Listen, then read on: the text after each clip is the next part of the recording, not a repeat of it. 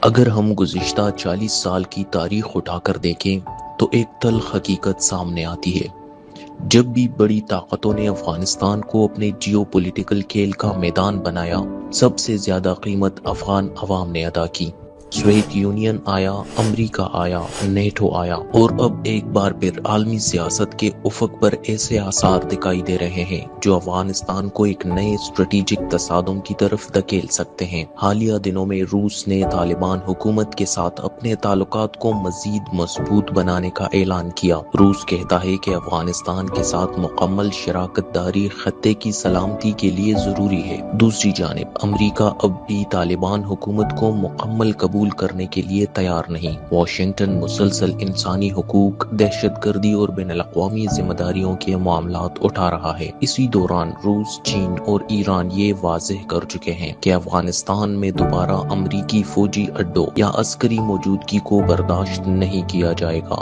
یہ وہ مقام ہے جہاں سوال پیدا ہوتا ہے، کیا افغانستان ایک بار پھر عالمی طاقتوں کے تصادم کا مرکز بننے جا رہا ہے، یا پھر یہ صرف سفارتی دباؤ اور علاقائی طاقت کی پوزیشننگ ہے؟ سب سے اہم بات یہ ہے کہ افغانستان کے اندرونی حالات بھی مکمل طور پر مستحکم نہیں ہیں۔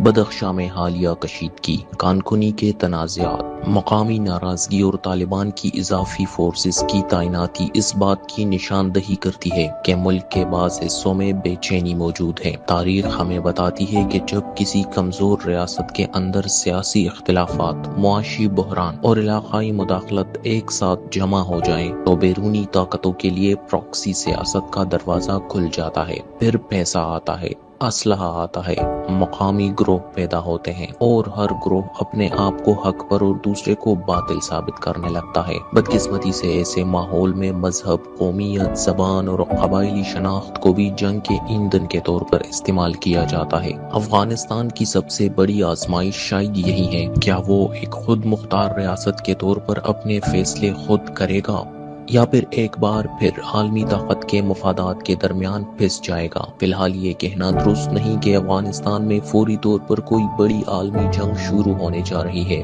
لیکن اتنا ضرور کہا جا سکتا ہے کہ روس، امریکہ، چین، ایران اور دیگر علاقائی قوتوں کے مفادات ایک بار پھر افغانستان میں آ کر مل رہے ہیں، اور تاریخ کا سبق یہی ہے کہ جب بڑی طاقتوں کے راستے افغانستان میں ملتے ہیں تو اس کے اثرات صرف کابل تک محدود نہیں رہتے بلکہ پورا خطہ متاثر ہوتا ہے۔ اصل سوال یہ نہیں کہ روس کیا چاہتا ہے یا امریکہ کیا چاہتا ہے، اصل سوال یہ ہے کہ افغان عوام کیا برداشت کر سکتے ہیں، کیونکہ طاقتوں کے کھیل ختم ہو جاتے ہیں لیکن جنگوں کے زخم نسلوں تک باقی رہتے ہیں۔